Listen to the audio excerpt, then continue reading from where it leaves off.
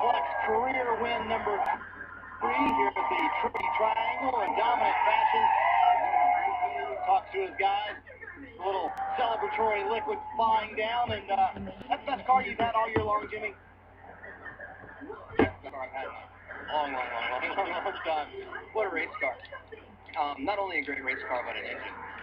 Had fuel mileage and plenty of power. I mean, it was awesome on straightaway today to be able to do what I wanted around other cars, so hats off to Chassis Aero and the engine shop for this awesome race car. I'm very happy for Lowe's, Cobalt Tools, to get this car in victory lane. It's been a long time since I've won here, and very excited to do it. I know it's been a frustrating 7 days for you since Dover. Does this maybe make up for last week, having the dominant car there and not winning? No, it's okay.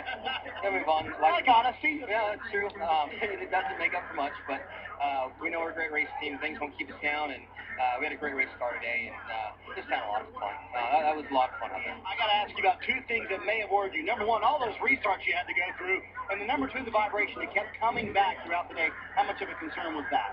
Yeah, it was a concern. I think we were spinning the left rear tire on the wheel itself, and it would start vibrating. And I thought it might have been a loose wheel the way it shook in the corners and not on the straights, but it never got any worse, and they were able to diagnose what that problem was. And then those restarts, man, there's only so many tricks you have, to play by the rules. And they were figuring out everything I could do in that zone.